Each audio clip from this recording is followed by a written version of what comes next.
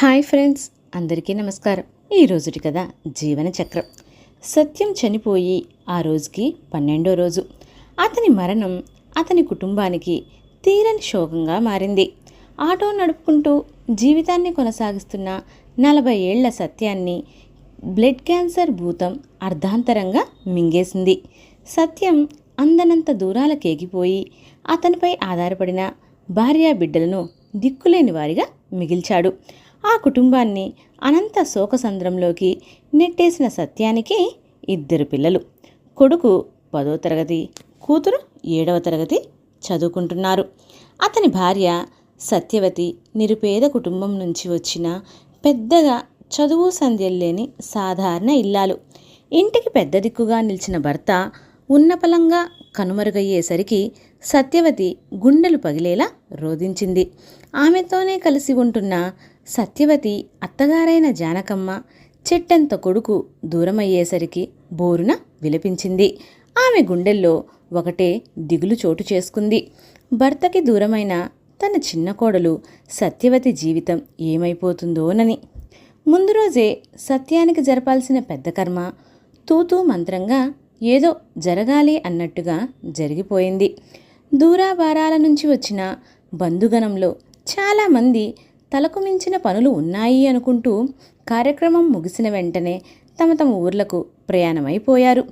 చనిపోయిన సత్యం ఆ కుటుంబంలో అందరికంటే చిన్నవాడు.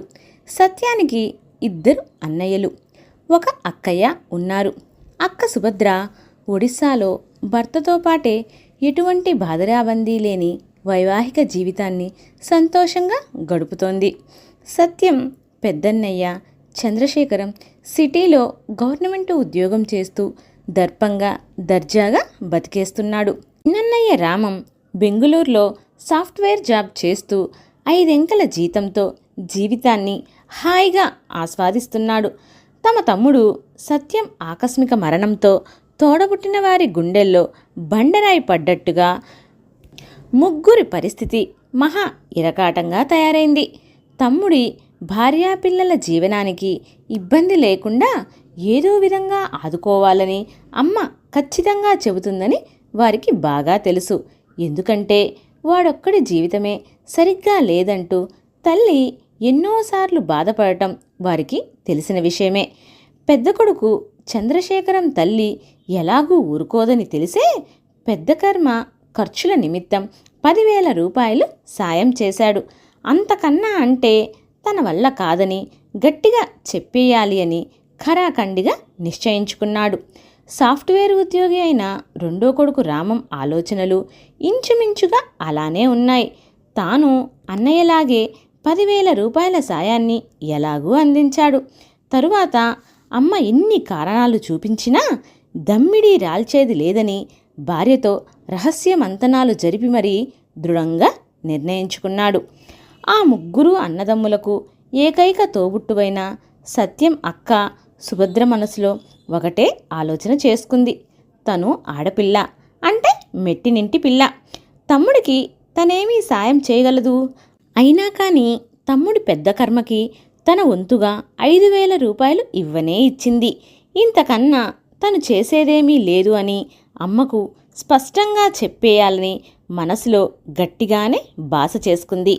అందరి రకరకాల ఆలోచనలకు కారణం ముందు రోజు సాయంత్రమే జానకమ్మ తన 2 కొడుకులకి కూతురికి రేపు ఉదయము అందరము కలిసి మాట్లాడుకోవాలని, చనిపోయిన సత్యం కుటుంబానికి జరిగిన దారుణానికి తగు పరిష్కార మార్గం ఆలోచించాలని మరీ చెప్పింది. ఉదయం 8 గంటల వేళ జానకమ్మ కోరినట్టుగానే కుటుంబ సభ్యులంతా ఒకచోట సమావేశమయ్యారు. హాల్లో అందరూ నిశ్శబ్దంగా కూర్చున్నారు. కానీ అందరి మనస్సుల్లోనూ తమ్ముడి కుటుంబ భారం ఎక్కడ తమ మీద పడుతుందోనన్న ఆందోళన ఉక్కిరి చేస్తోంది.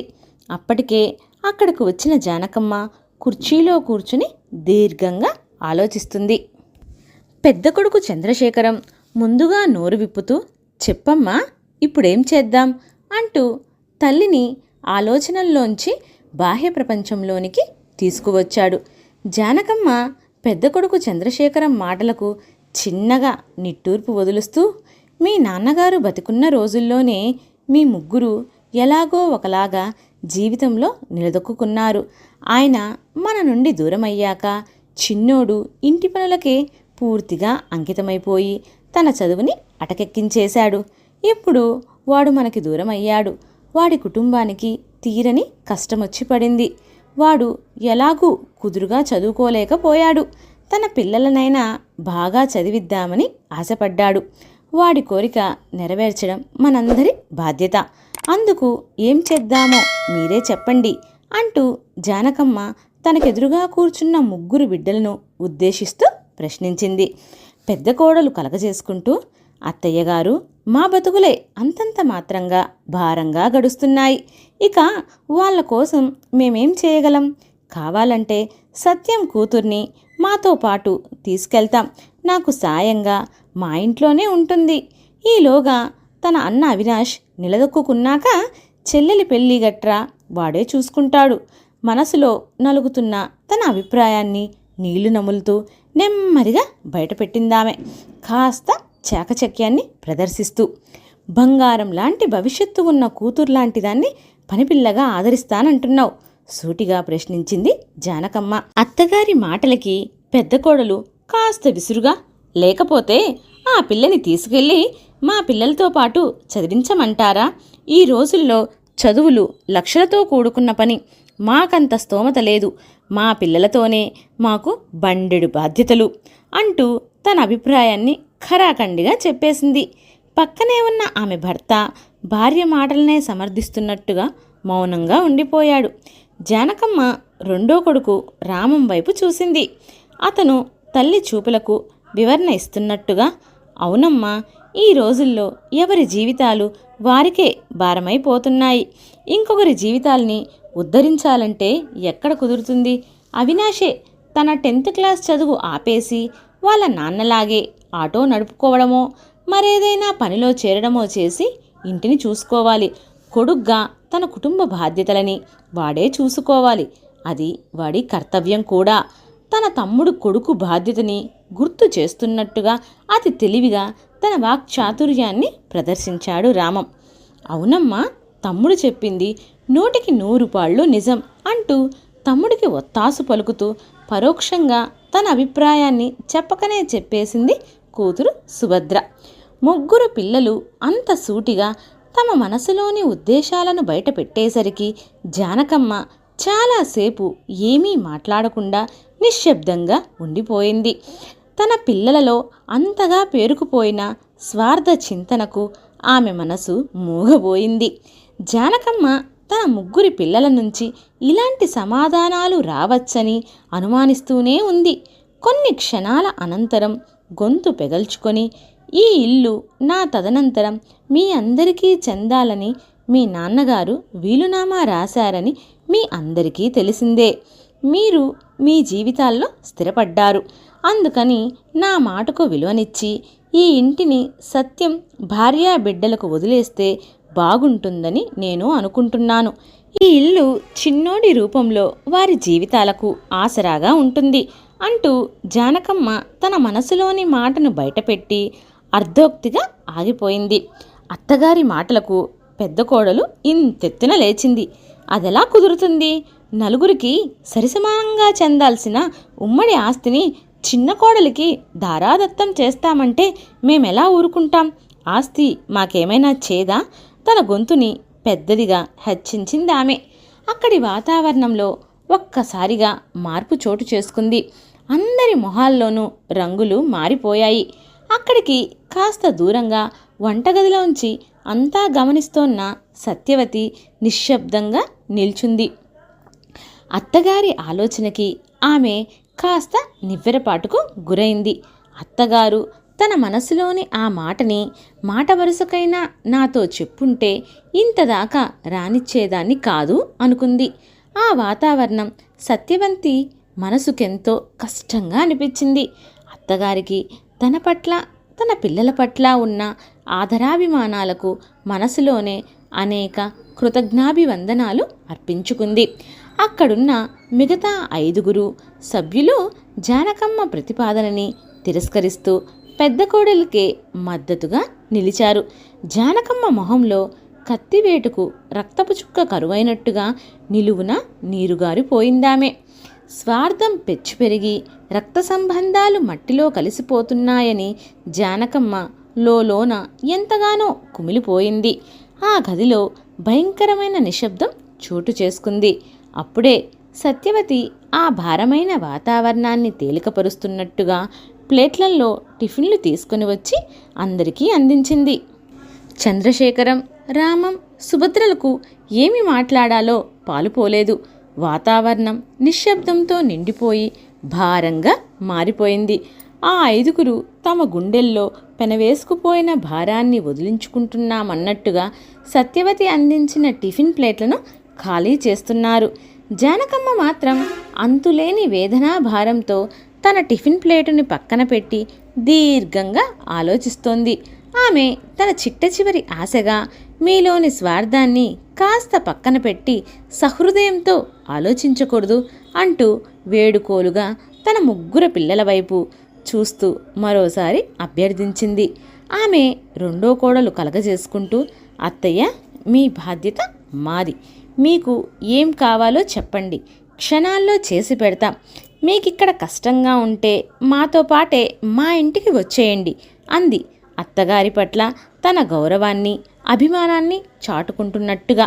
జానకమ్మ కోడలి మాటలకు చిన్నగా నిట్టూర్పు వదులుస్తూ, ఏమీ అనుకోవద్దమ్మా, 50 ఏళ్లుగా ఆయన జ్ఞాపకాలతో ఈ ఇంట్లోనే ఉంటున్నాను. నా ఊపిరి ఇక్కడే పోవాలి అంది భారంగా. అప్పుడే వంటగదిలోంచి హాల్లోకి వచ్చిన సత్యావతి చిన్నగా గొంతు విప్పింది. సత్యవతి మొహంలో దేదీప్యమానమైన ఒక వెలుగు కనిపిస్తోంది. అత్తయ్యగారు, నా కోసం గాని నా పిల్లల కోసం గాని మీరంతగా దిగులు పడొద్దు. నేను నా పిల్లలకి ఎలాగైనా మంచి చదువులు చెప్పించి ప్రయోజకుల్ని చేసుకుంటాను. పిల్లల గురించి ఆయన కన్న కలలను తప్పక నెరవేర్చుతాను. నేను ఈ ఉమ్మడి ఆస్తిని ఎంతమాత్రం కోరుకోవడం లేదు. నాకు ఈ ఇల్లు వద్దు. ఈ ఇంటితో ముడిపడిన మీ అందరి అనుబంధాలు ఆప్యాయతలు మాత్రం చాలు. నా భర్త చావుని అడ్డం పెట్టుకొని నేను నా పిల్లలు బతకాలి అనుకోవడం లేదు. నా ఒంట్లో బలం ఉంది. మీ అందరితో మమేకమైన బలగమూ ఉంది. ఇవి చాలవా నేను నా కుటుంబం ముందుకు సాగిపోవడానికి? ఈ ఇల్లు మనందరిది. నా పిల్లలకు మీ చల్లని ఆశీస్సులు అందచేయండి చాలు అంది సత్యవతి మొక్కవోని ఆత్మవిశ్వాసాన్ని ప్రతి మాటలోనూ ప్రస్ఫుటిస్తూ. సత్యవతి ఆత్మస్థైర్యానికి అందరూ ఒక్కసారిగా బిత్తరపోయి వెర్రిచూపులు చూస్తూ నిల్చుండిపోయారు. తినడానికి తిండి లేకపోయినా పౌరుషానికి కొదవలేదు. కన్నవారు ఏదో ఆశ చూపించుంటారు. ఆ అండ చూసుకొని ఇలా మాట్లాడుతోంది అనుకున్నారు ఈసడింపుగా. నీ పిల్లలకి పెద్ద చదువులు ఎలా చెప్పించగలవు అని ఎవరూ ప్రశ్నించదలుచుకోలేదు. ఆ ప్రశ్న మరొక సమస్యకు అంకురమవుతుందనే అది తమకు సంబంధం లేని అంశంగా భావించి వారంతా మౌనంగా ఉండిపోయారు. ఎంతో జటిలమవుతుందనుకున్న సమస్య అంత సునాయాసంగా పరిష్కారమైపోయినందుకు వారందరి మొహాల్లోనూ సంతోషం వెల్లివిరిసింది. తుఫాను వచ్చి వెలిసినట్టుగా చల్లని వాతావరణం చోటు చేసుకుంది. చేయి దాటిపోతుందనుకున్న ఆస్తి కాస్తా పోనందుకు అందరూ హాయిగా ఊపిరి పీల్చుకున్నారు. అందరూ హడావిడిగా తమ తమ ఊర్లకు బయలుదేరేందుకు సిద్ధమయ్యారు. తాము వెళ్లాల్సిన రైళ్లు గంటో అరగంటో అటూ ఇటుగా ఉండటంతో ప్రతిసారి అందరూ ఒకేసారి ఆటోలో వెళ్తుంటారు. ఇదివరకైతే చనిపోయిన తమ్ముడు సత్యమే తన ఆటోలో తీసుకురావడం, మళ్ళీ జాగ్రత్తగా సాగనంపడం అంతా తానే దగ్గరుండి చూసుకునేవాడు. ఇప్పుడు సత్యం లేడు కాబట్టి వేరే ఆటో ఏదైనా మాట్లాడుకురమ్మని తమ్ముడు రామానికి పురమాయించాడు చంద్రశేఖరం. సరిగ్గా అప్పుడే సత్యావతి, అక్కర్లేదు బావగారు, నేనున్నాగా అంటూ తన గదిలోంచి హాల్లోకి వచ్చింది. ఒంటి మీద కాకీ చొక్కాతో కొత్తగా కనిపిస్తోందామె. ఆ కాకీ చొక్కాలో ఆమె ఆత్మాభిమానానికి ఆత్మవిశ్వాసానికి ప్రతీకలా ఉంది. శ్రమైక జీవన సౌందర్యానికి నిలువుటద్దంలా వారి ముందు నిలబడింది సత్యవతి. అందరూ ఆశ్చర్యంతో ఆమెనే గుడ్లప్పగిచ్చి చూస్తూ ఉండిపోయారు. నేను, నా కుటుంబము ఎవరికీ భారం కాకూడదనే నా భర్త స్థానాన్ని, బాధ్యతని తీసుకోక తప్పడం లేదు. ఇక బయలుదేరదామా అంటూ అక్కడే నిస్సహాయంగా కూలబడిపోయిన జానకమ్మ దగ్గరికి వెళ్ళి, అత్తయ్య నన్ను ఆశీర్వదించండి అంటూ ఆమె కాళ్లకు నమస్కరించింది సత్యవతి. జానకమ్మ కళ్ళల్లో ఒక్కసారిగా నీళ్ల సుడులు తిరిగాయి. చల్లగా ఉండు తల్లి, విజయోస్తు అని మనస్ఫూర్తిగా ఆశీర్వదించింది. కోడల్ని పైకి లేపి ప్రేమతో హృదయానికి గట్టిగా హత్తుకుంది. జానకమ్మ కళ్ళల్లో నీళ్లు ఆమె చెంపలపై దారలు కడుతున్నాయి. అవి ఆనంద బాష్పాలో, కన్నీటి సుడులో, తెలియని భావోద్వేగ తాకిడిలో తడిసి ముద్దైపోతోంది ఆమె హృదయం.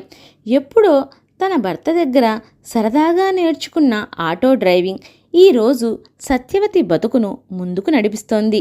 అత్తగారి ఆశీస్సులతో 1000 ఏనుగుల బలాన్ని కూడగట్టుకున్న సత్యవతి తన ఆటో వైపు ఉత్సాహంగా అడుగులు వేస్తోంది.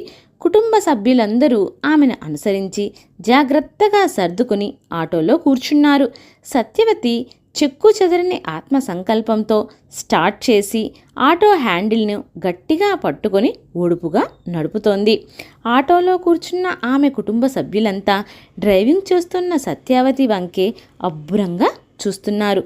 ఇవేవీ పట్టని సత్యవతి తన ఆటోని గమ్యం వైపుగా పరుగులు తీయిస్తోంది. అందరితో పాటే ఆటోలో కూర్చుంది జానకమ్మ. ఆమె బయలుదేరింది. వారందరికీ వీడ్కోలు చెప్పడానికి కాదు, మొట్టమొదటిసారిగా తన కోడలు బతుకు చక్రాన్ని ముందుకు నడపడాన్ని కనులారా చూసి తరిద్దామని. ఇప్పుడు జానకమ్మ మనసంతా కొండంత ధైర్యంతో నిండిపోయింది.